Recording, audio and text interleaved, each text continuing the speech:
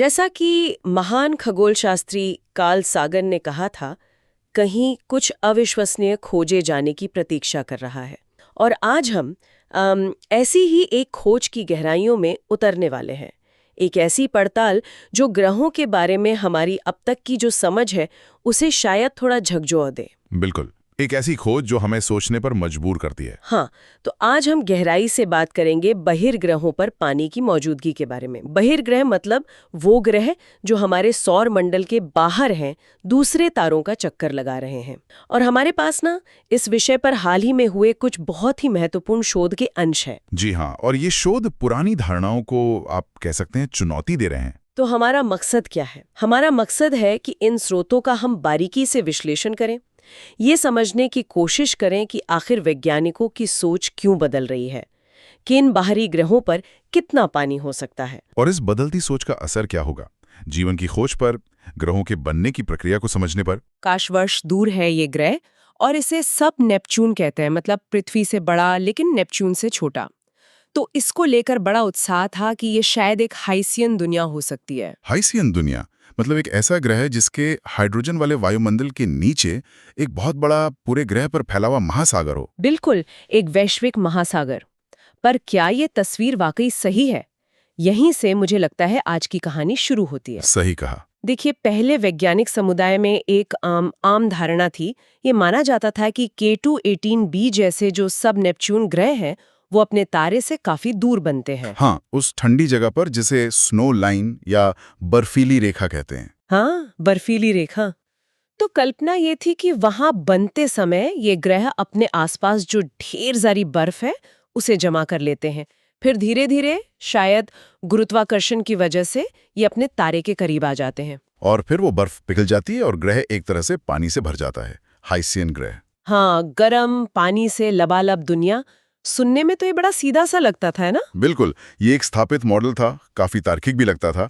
लेकिन यहीं पर ETH ज्यूरिख, जर्मनी का Max Planck institute for astronomy और UCLA अमेरिका, इनके वैज्ञानिकों ने मिलकर जो शोध किया है वो एक पूरी तरह से अलग कहानी कह रहा है। अच्छा, क्या कह रहा है ये शोध?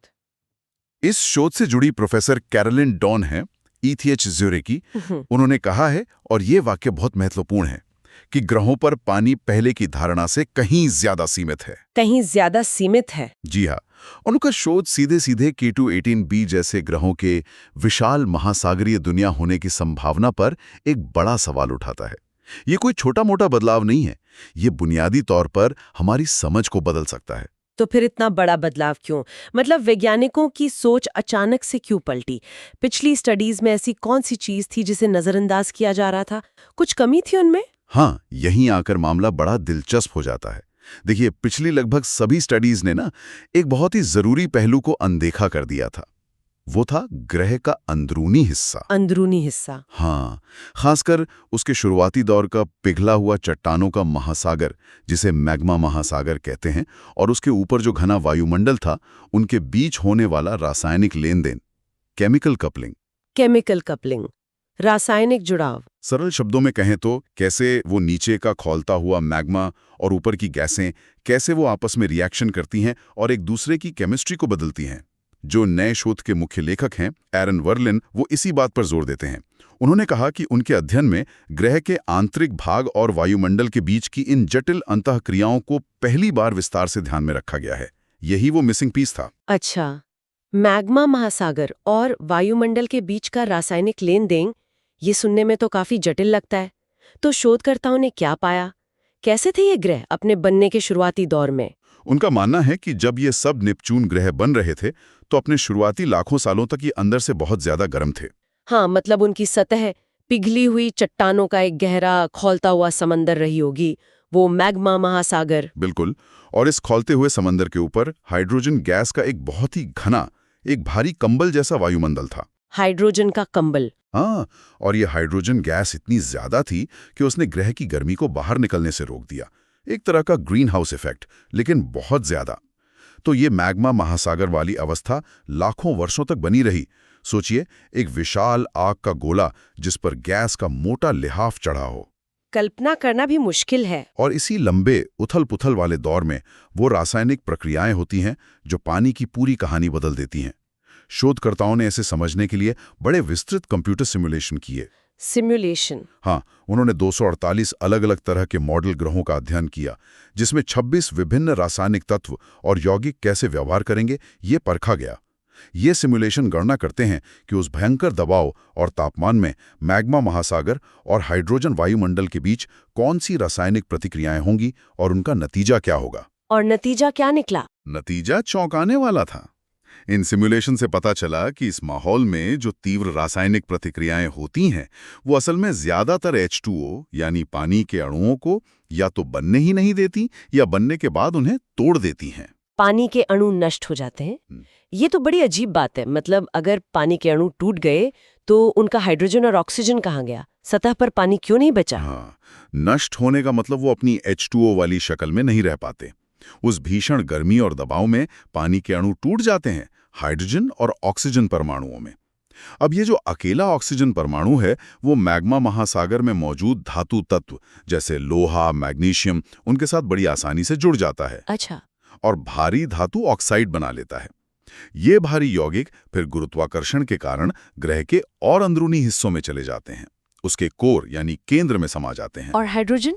हाइड्रोजन का कुछ हिस्सा वायुमंडल में रह जाता है और शायद कुछ वो भी अंदर चला जाता है। एरन वर्लेन के शब्दों में कहें तो सतह पर H2O के रूप में वास्तव में बचा हुआ पानी बहुत ही कम है, ज्यादा से ज्यादा कुछ प्रतिशत तक ही सीमित है। सिर्फ कुछ प्रतिशत? जी, असल में प्रोफेसर डॉन के समूह ने पहले भी एक शोध में दिखाया था कि किसी भी ग्रह का ज्यादातर पानी उसकी सतह पर नहीं होता, बल्कि उसके गहरे आंतरिक भाग में चट्टानों और खनिजों में फंसा होता है। ये नई स्टडी न केवल इस बात की पुष्टि करती है, बल्कि ये भी बताती है कि वो जो काल्पनिक हाइसियन संसार की हम बात कर रहे थे, हाँ, जिनमें 10% से 90% तक पानी हो सकता था, हाँ, उनका अस्तित्व में आना बहुत ही असंभावित है, वेरी अनलाइकली। पहले जो हम सोच रहे थे कि K2-18b जैसे ग्रहों का शायद आधा वजन पानी हो, वो धारणा अब इन नए निष्कर्षों के आधार पर गलत लगती है। यानी सतह पर पानी कितना दिखेगा ये इस बात पर ज्यादा निर्भर करता है कि ग्रह के बनने की कहानी और अंदर का रसायन शास्त्र क्या था, न कि सिर्फ इस बात पर कि वो शुरू में कितना बर्फीला था। ये तो सोचने का पूरा नजरिया ही बदल गया। बिल्कुल, ये ग्रह निर्माण की हमारी समझ में बुनियादी बदलाव ला सकता है। पानी सिर्फ बाहर से आकर जमा नहीं हो रहा, बल्कि ग्रह के अंदर और वायुमंडल के बीच का जो जटिल रासायनिक संतुलन है वो तय कर रहा है कि सतह पर कितना पानी बचेगा। इसका सीधा असर तो फिर ब्रह्मांड में जीवन की खोज पर पड़ेगा, है ना? हाँ, बिल्कुल। अगर इन बड़े सब नेपच्यून ग्रहों की सतह पर तरल पानी उतना आम नहीं है जितना हमने सोचा था, तो फिर वहां जीवन पनपने की संभावना भी कम हो जाती है। जाहिर है, ये खोज को निश्चित रूप से और मुश्किल बना देता है। शायद जीवन के लिए जो अनुकूल परिस्थितियां हैं, मतलब सतह पर पर्याप्त मात्रा में तरल पानी, वो इन बड़े ग्रहों के बजाय हमारी पृथ्वी जैसे छोटे चट्टानी ग्रहों पर मिलने की संभावना ज्यादा हो। हाँ, ये संभव है, लेकिन ऐसे छोटे ग्रहों को देखना और उनका विस्तार से अध्ययन करना कई ज्यादा मुश्किल है।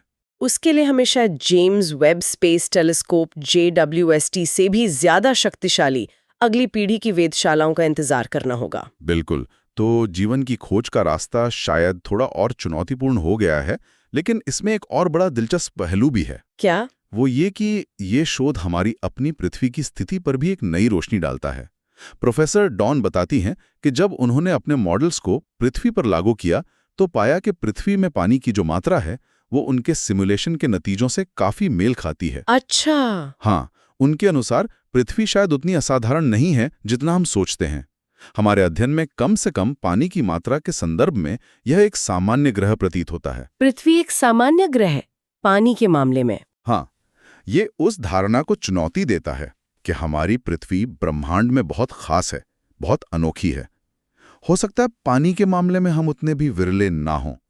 ये हमारे अपने स्थान के बारे में भी सोचने पर मजबूर करता है। पृथ्वी उतनी अनोखी नहीं, ये अपने आप में एक बहुत बड़ी बात है। लेकिन रुकिए, इस शोध में एक और बात सामने आई है जो पूरी कहानी को और भी दिलचस्प और शायद थोड़ा उलझा हुआ बना देती है। हाँ, एक हैरान करने वाला, लगभग विरोधाभासी नतीजा है उसमें। वो ये कि सिमुलेशन के अनुसार सबसे अधिक जल समृद्ध वायुमंडल वाले ग्रह वो नहीं है जिन्होंने बर्फीली रेखा के पार सबसे ज्यादा बर्फ जमा की थी, जैसा हम पहले सोचते थे, हाँ बिल्कुल। बल्कि सबसे ज्यादा पानी वाले वायुमंडल उन ग्रहों पर पाए गए जो बर्फीली रेखा के अंदर बने थे, मतलब अपने तारे के ज्यादा करीब, गर्म इलाके में। ये तो पूरी तरह से उल्टा है। हाँ, ये वास्तव में पारंपरिक सोच के एकदम विपरीत है।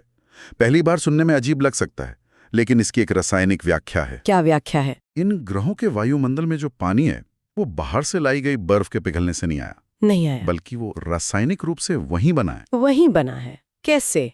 हुआ ये कि ग्रह का जो घना हाइड्रोजन समृद्ध वायुमंडल था, उसने नीचे खौलते मैग्मा महासागर में मौजूद सिलिकेट्स जो चट्टानों में होते हैं, हाँ, जिनमें ऑक्सीजन होती है, उनके साथ प्रतिक्रिया की। हाइड्रोजन ने सिलिकेट से ऑक्सीजन को छीन लिया और H2O यानी पानी के अणु बना लिए। अच्छा। और ये पानी भाप के रूप में वायुमंडल में जमा हो गया। एरन वल्लेन इसे स्पष्ट करते हुए कहते हैं कि ये खोज बर्फ समृद्ध निर्माण और जल समृद्ध वायुमंडल के बीच के क्लासिक लिंक को चुनौती देती है। इसके बजाय यह ग्रहों की संरचना को आकार देने में मैग्मा महासागर और वायुमंडल के बीच रासायनिक संतुलन की प्रमुख भूमिका पर प्रकाश डालता है। मतलब ग्रह ठंडा होने के बाद उसके वायुमंडल में कितनी पानी की भाप होगी, ये इस बात पर निर्भर करता है कि बनने के दौरान मैग्मा और वायुमंडल के बीच क्या रासायनिक खेल चला। कि वायुमंडलों की व्याख्या करते हैं, उस पर बहुत दूरगामी प्रभाव पड़ेंगे। हमें शायद ग्रहों के बनने की कहानी के कुछ अध्याय फिर से लिखने पड़ेंगे। वाह! तो चलिए इस पूरी गहरी पड़ताल को समेटते हैं।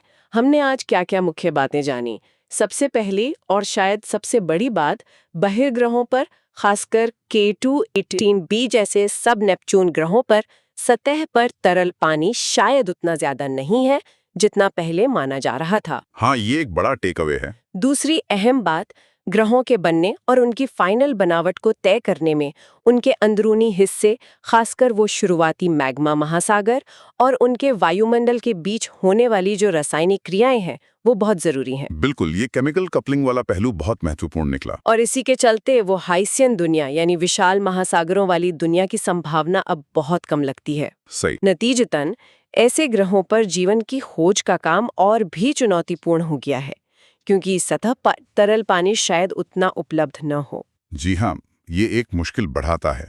एक और दिलचस्प बात ये निकली कि शायद हमारी पृथ्वी कम से कम पानी की मात्रा के हिसाब से उतनी अनोखी या खास नहीं है जितनी हम सोचते थे। ये एक सामान्य मात्रा हो सकती है। ये भी एक अहम बिंदु है हमारे अपने ग्रह के संदर्भ में। और अंत में ग्रहों के निर्माण की हमारी जो पारंपरिक समझ थी, खासकर पानी कहाँ से आया और कैसे बटा, उसे इस शोध ने एक मजबूत चुनौती दी है। खास तौर पर वो विरोधाभासी खोज कि गर्म क्षेत्र में बने ग्रहों के वायुमंडल में ज्यादा पानी की भाप मिल सकती है। बिल्कुल सही सारांश है। ये शोध हमें एक बार फिर याद दिलाता है कि विज्ञान कैसे काम करता है। ये एक लगातार चलने वाली प्रक्रिया है। जैसे जैसे हमें नए आंकड़े मिलते हैं, बेहतर उपकरण आते हैं, नए मॉडलिंग तरीके आते हैं, हमारी समझ विकसित होती है, पुरानी धारणाएं बदलती हैं, कभी-कभी तो पूरी तरह बदल जाती हैं। हाँ, विज्ञान हमेशा विकसित होता रहता है। और ये अध्ययन इस बात पर भी जोर देता है कि ग्रहों जैसी जटिल प्रणालियों को समझने के लिए हमें उनके सभी हिस्सों को, वायुमंडल, सतह, अंदरूनी संरचना, उनका आपसी रासायनिक लेन-देन, इन सबको एक साथ मिलाकर देखना होगा। किसी एक पहलू पर फोकस करने से अधूरी तस्वीर मिल सकती है। तो इस पूरी चर्चा के बाद श्रोताओं के लिए सोचने को एक विचार छोड़ जाते हैं।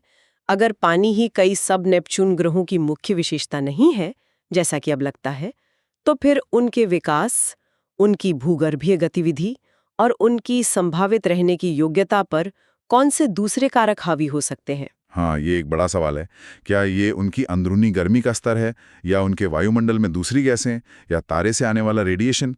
और सबसे महत्वपूर्ण, भविष्य के अवलोकन, शायद अगली पीढ़ी के और भी शक्तिशाली टेलीस्कोप इन नए रासायनिक मॉडलों को कैसे परख सकते हैं और हमें इन दूर की दुनियाओं के बारे में और क्या बता सकते हैं? ये वो सवाल हैं जिनके जवाब भविष्य के शोध में मिलेंगे। ये विषय निश्चित रूप से उन सभी के लिए महत्वपूर्ण है जो खगोल विज्ञान, ग्रहों के निर्माण और जीवन की संभावना जैसे विषयों में रुचि रखते हैं। और हाँ, जो मित्र प्रतियोगी परीक्षाओं जैसे यूपीएससी या दूसरे राज्य स्तरीय परीक्षाओं की तैयारी कर रहे हैं, उनके लिए भी ग्रह विज्ञान और खगोल भौतिकी में हो रहे ये नए डेवलपमेंट्स जानना उपयोगी हो सकता है। बिल्कुल, ये विज्ञान और प्रौद्योगिकी खंड के तहत प्रीलिम्स और मेंस दोनों के लिए प्रासंगिक हो सकता है। अगर आपको हमारी ये गहन चर्चा उपयोगी और रोचक लगी हो, तो कृपया इसे लाइक करें और हमारे चैनल को सब्सक्राइब करना ना भूलें ताकि आप भविष्य में भी ऐसी ज्ञानवर्धक चर्चाओं से जुड़े रह सकें। और अगर इस विश्लेषण पर आपके मन में कोई प्रश्न है या आप किसी विशेष पहलू पर और गहराई से जानना चाहते हैं तो नीचे टिप्पणी अनुभाग में हमें जरूर बताएं। आपके सवालों का जवाब देने और ज्ञान साझा करने में हमें हमेशा खुशी होती है। हाँ, क्योंकि जिज्ञासा ही तो विज्ञान की जननी है। बिल्कुल। नई जानकारी और नए विश्लेषण के साथ जल्दी फिर मिलें। नमस्कार। नमस्कार। नमस्कार।